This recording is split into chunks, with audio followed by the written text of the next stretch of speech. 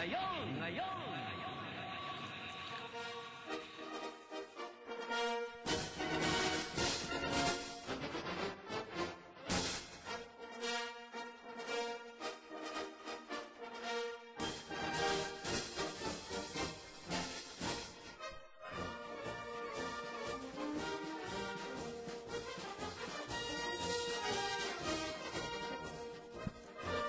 Isang magandang hapon, mga kababayan. October 16, 2011. Ito po ang inyong lingkod, si Mr. Equalizer, Dan Solweta. Muli ay nag-aanyaya sa inyo na makapagpuntahan sa amin sa loob ng isang oras para sa mga makabuluhan at masayang talakayan, balitaan, chismisan at serbisyo publiko. Dito po sa inyong paboritong radio station, DWAD 1098 kHz. Kami po ay member ng KBP, kapisanan ng mga broadcaster sa Pilipinas.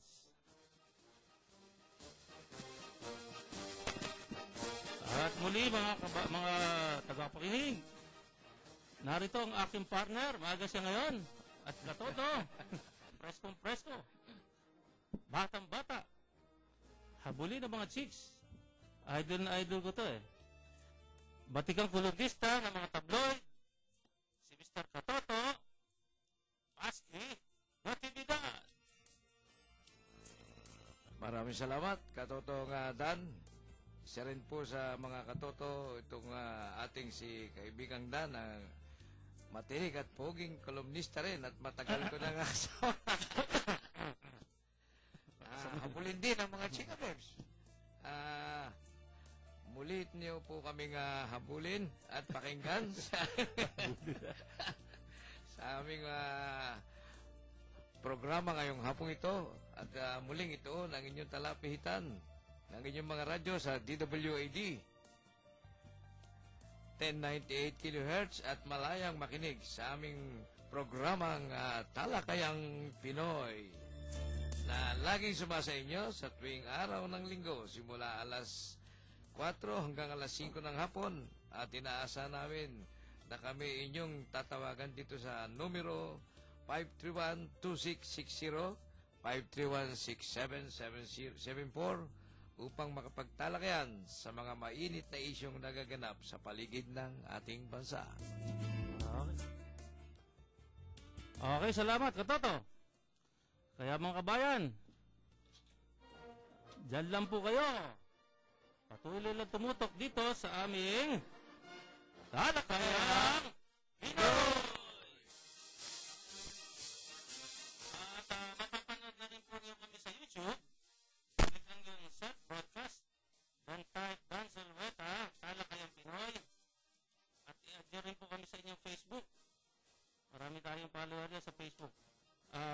Dan Solweta, Talakayang Pinoy. At kung meron kayong mahalagang mensahe, pwede po kayo mag-text sa 0917-596-3987. Ulitin ko po, 0917-596-3987. Mag-text na po kayo.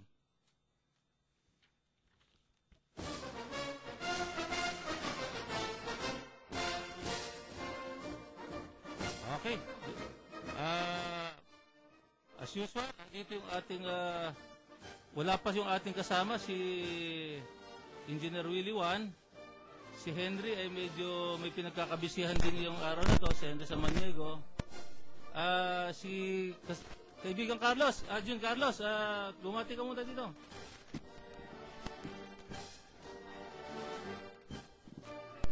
Bumati ka muna pare.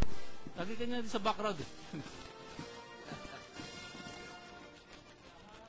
Bagamat ang bansa natin ay patuloy na nakalubog sa baang ilang bahagi ng ating bansa, patuloy pa rin nakangiti ang ating mga kababayan. Kaya't sa pamamagitan ng programang ito, lalo kayong mangingiti dahil sa marami kayong matututunan dito sa programang ito. Diyan lang po kayo, makinig lang po kayo, at marami kayo matututunan. Okay, salamat. Kaibigan Jude. Neil, baka may gusto kang i-promote o ano? Wala pa? Sige. Bibigyan kita sana ng pagkakataon. ikaw, Katoto, baka may gusto kong batiin bago ako bumate. Medyo mahaba-haba ito. Katotong Dan, nais kong batiin ang ating mga kaibigan sa Bureau of Customs sa Manila North Harbor. Ang ating butihing kolektor, subport collector dito sa Manila North Harbor, si Attorney Nelson Belen, at ang kanyang deputy na si Collector Rohel Rabanal, ang kanyang mga beauty staff na si Ana Marie Feme at Merly Braganza.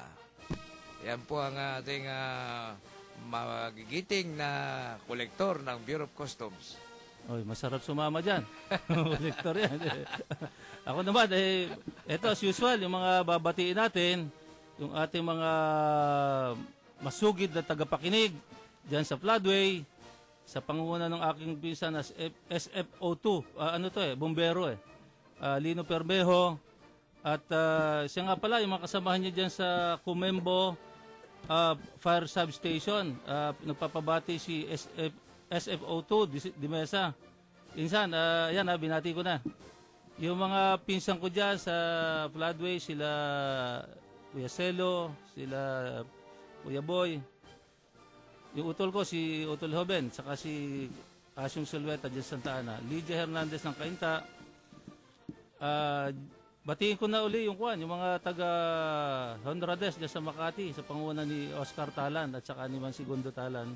Mga taga Corintian, mga batchmates ko sa Elpidio Quirino High School, Bacod Santa Mesa, magandang hapon, lalo na yung Batch 74, mga gwapo at nagagandahang Batch 74.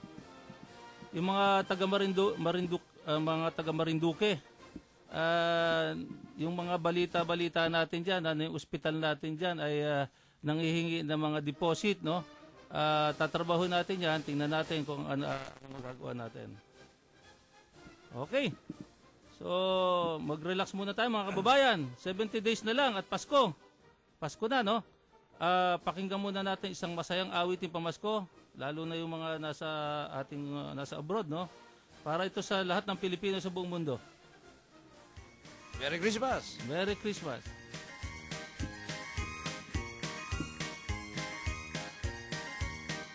Ang aming bati ay magandang Pasko at naghihintay sa aguinaldo nyo. Kung sakali hindi nyo gusto, huwag lang sanang ipahabol sa inyong aso. Dahil sa Noon lamang isang Pasko, nangyari sa may bakod nila Mang Pedro. Hindi na nga kami nakapamasko, pantalon na kasama namin ay nangagnat pa ng aso. Dahil sa noon lamang isang Pasko, nangyari sa may bakod nila Mang Pedro. hindi na nga kami nakapamasko, pantalon na kasama namin ay nangagnat pa ng aso.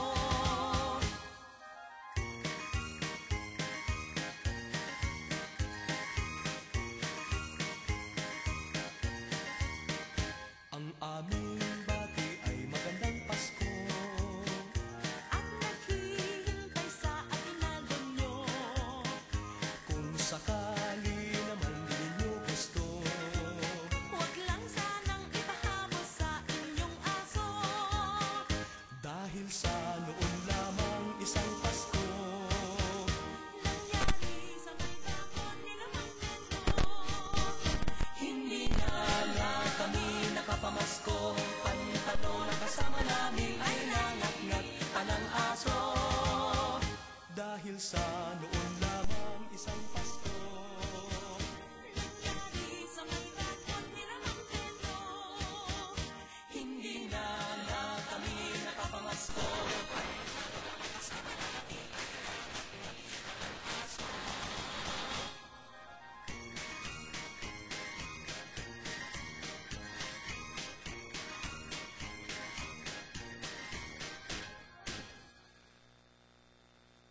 Okay. So, dumako naman po tayo sa mga may birthday ngayong araw na to. lalo na yung mga sikat na mga personalidad, no? October 16. Pinanganak noong 1946 si Suzanne Somers. Ito daw yung gumaganap na crazy sa TV series na Three's Company. At noong 1758, kinino mo ito partner si Webster, O yung... si Noah Webster. Hindi yan yung gumagawa ng dictionary. Ito na nga yun. Ito yun. Siya yung author ng dictionary. 252 years old na dapat pala siya ngayon. Pa. Sumulat ng kauna-unahang American Dictionary of English Language. Pa. Yan. Utang natin yung Webster Dictionary sa kanya. Siyempre, elementary pa lang tayo. Nababasa. Yung 1958 naman, si Tim Robbins, director ng Soulmate niya si Susan Sarandon sa Dead Man Walking. Hindi masyado kilala to, pero ito yung mga sikat di umano. No? Bagamat bata pa kasi tayo. No? Hindi natin inabot dyan. Inabot na rin. Ito naman, 1975, si Kelly, pinanganak ng 1975, no? Kelly Martin. Gumanap na Becca Thatcher sa TV series na Life Goes On. Ito pa. Alam mo ba? Bago Kaya ano ito noong October 16, 1923, ay ang foundation ng Disney Company. Yun yung... Hindi Disneyland niya, ano ito Hindi, ito yung gumagawa ng mga cartoons. Disney. Paborito natin, mga araw, tsaka mga ating mga apo ngayon, di ba? Sumikat yan, ano to? Oo, Disney, sikat talaga ito. Okay. Noong 1942, isang malakas na cyclone na tumama sa Calcutta, India, na kumitil ng 40,000 na katao. Ba? Okay. History yun, ano to? Oo. 1956 naman, inilusad yung tinaguriang King of nilusad yung kanta na Love Me Tender ng King of Rock and Roll na si Elvis Presley. Nakaboses mo yun, ano to? Oo, di ba pinakanta mo ito, partner? Love Me Tender. Okay? Many loves. At noong last year, 2010, binuksan ng Shanghai Expo 2010 at umabot sa 64 million ang bumisita rito. Record-breaking ito sa isang World Fair. Totoo yan, ano to? At ngayong araw na to, October 16, 2011. Karaw niya. Hindi. Kamatayan. Hindi, ito yung, naririnig mo itong Doomsday Comet? Yung Elenin? Naririnig mo yan, no? Ngayon yung petsa na dapat, dadaan siya pinakamalapit sa mundo. Ba? Sa distansya, ito ang, ngayong araw na to, dadaan siya na pinakamalapit na distansya sa mundo natin, no? Oo. Pero, yung kinatatakutan natin na parang magkakaroon ng epekto sa atin, wala na. Kasi nung umpisa pa ng Agosto pala, sumabog na ito sa isang malaking solar storm. Malayo Malayo sa mundo natin. Nung napadaan siya sa malapit sa distansya ng araw, noong August. At nitong pagdaan uli, September 10, lalong napulbos ito, ayon sa mga astronomer. Ligtas na. So wala din kinatatakutan natin Doomsday Comet na may mangyayari ng October, gano'n. So sinabog na, talagang marunong ang Panginoon, di ba? Baka talagang sinadya ng Panginoon ang mangyayari, no? Praise the Lord. Oo. Ngayon siya maglalakbay sa pinakamalapit na distansya sa ating mundo sa layo na 22 million miles. 35.40 kilometers. Layo na. Super layo. Malayo. Pero hindi na para isang malaki at buong kometa, kundi yung parang debris na lamang. So, wala na yung El Nino, burado na ito sa ating At muling babalik sa distansya niya, sa susunod pang 12,000 years. Pero buhay pa tayo, no? Buhay pa tayo. Malay mo. Malay mo. Di ba yung pagkabuhay na maguli? Malay mo, buhay pa tayo nun. Okay.